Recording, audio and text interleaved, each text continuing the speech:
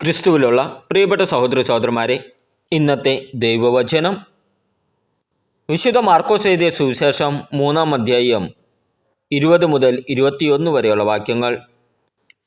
അനന്തരം യേശു ഒരു ഭവനത്തിൽ പ്രവേശിച്ചു. ജനങ്ങൾ വീണ്ടും വന്നുകൂടിക്കൊണ്ടിരുന്നു. തന്മൂലം ഭക്ഷണം കഴിക്കാൻ പോലും അവർക്ക് കഴിഞ്ഞില്ല. അവൻ്റെ സ്വന്തക്കാർ ഇത് കേട്ട് അവനെ പിടിച്ചു കൊണ്ടുപോകാൻ പുറപ്പെട്ടു. കാരണം അവന് സുബോധം നഷ്ടപ്പെട്ടിരിക്കുന്നുവെന്ന് അവർ കേട്ടിരുന്നു. നമ്മുടെ കർത്താവായ ഈശംസിഹായ്ക്ക് സ്തുതി. ക്രിസ്തുവിലുള്ള പ്രിയപ്പെട്ട സഹോദര സഹോദരന്മാരെ, ഇന്നത്തെ ദൈവവചനം വിശുദ്ധ മാർക്കോസ് എഴുതിയ സുവിശേഷം 3-ാം അധ്യായം 20 മുതൽ 21 വരെയുള്ള വാക്യങ്ങൾ. അനന്തരം യേശു ഒരു ഭവനത്തിൽ പ്രവേശിച്ചു. ജനങ്ങൾ വീണ്ടും വന്നുകൂടിക്കൊണ്ടിരുന്നു. തന്മൂലം ഭക്ഷണം കഴിക്കാൻ പോലും അവർക്ക് കഴിഞ്ഞില്ല.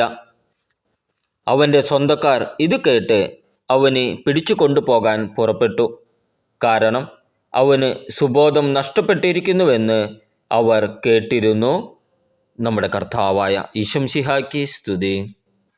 ക്രിസ്തുവിലുള്ള പ്രിയപ്പെട്ട സഹോദര സഹോദരന്മാരെ, ഇന്നത്തെ ദൈവവചനം വിശുദ്ധ മാർക്കോസ് എഴുതിയ സുവിശേഷം 3-ാം അധ്യായം 20 മുതൽ 21 വരെയുള്ള വാക്യങ്ങൾ.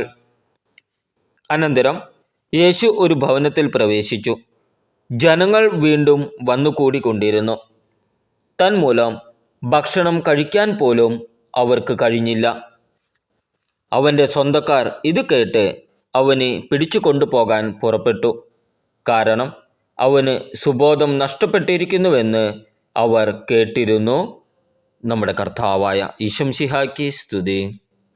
ക്രിസ്തുവിലുള്ള പ്രിയപ്പെട്ട സഹോദര സഹോദരന്മാരെ, ഇന്നത്തെ ദൈവവചനം വിശുദ്ധ മാർക്കോസ് എഴുതിയ സുവിശേഷം 3-ാം അധ്യായം 20 മുതൽ 21 വരെയുള്ള വാക്യങ്ങൾ. അനന്തരം യേശു ഒരു ഭവനത്തിൽ പ്രവേശിച്ചു. ജനങ്ങൾ വീണ്ടും വന്നുകൂടിക്കൊണ്ടിരുന്നു. തന്മൂലം ഭക്ഷണം കഴിക്കാൻ പോലും അവർക്ക് കഴിഞ്ഞില്ല. അവൻ്റെ സ്വന്തക്കാർ ഇത് കേട്ട് അവനെ പിടിച്ചു കൊണ്ടുപോകാൻ പുറപ്പെട്ടു. കാരണം അവന് സുബോധം നഷ്ടപ്പെട്ടിരിക്കുന്നുവെന്ന് അവർ കേട്ടിരുന്നു. നമ്മുടെ കർത്താവായ ഈശംസിഹായ്ക്ക് സ്തുതി. ക്രിസ്തുവിലുള്ള പ്രിയപ്പെട്ട സഹോദര സഹോദരന്മാരെ, ഇന്നത്തെ ദൈവവചനം വിശുദ്ധ മാർക്കോസ് എഴുതിയ സുവിശേഷം 3-ാം അധ്യായം 20 മുതൽ 21 വരെയുള്ള വാക്യങ്ങൾ. അനന്തരം യേശു ഒരു ഭവനത്തിൽ പ്രവേശിച്ചു. ജനങ്ങൾ വീണ്ടും വന്നുകൂടിക്കൊണ്ടിരുന്നു. തന്മൂലം ഭക്ഷണം കഴിക്കാൻ പോലും അവർക്ക് കഴിഞ്ഞില്ല. അവൻ്റെ സ്വന്തക്കാർ ഇത് കേട്ട് അവനെ പിടിച്ചു കൊണ്ടുപോകാൻ പുറപ്പെട്ടു.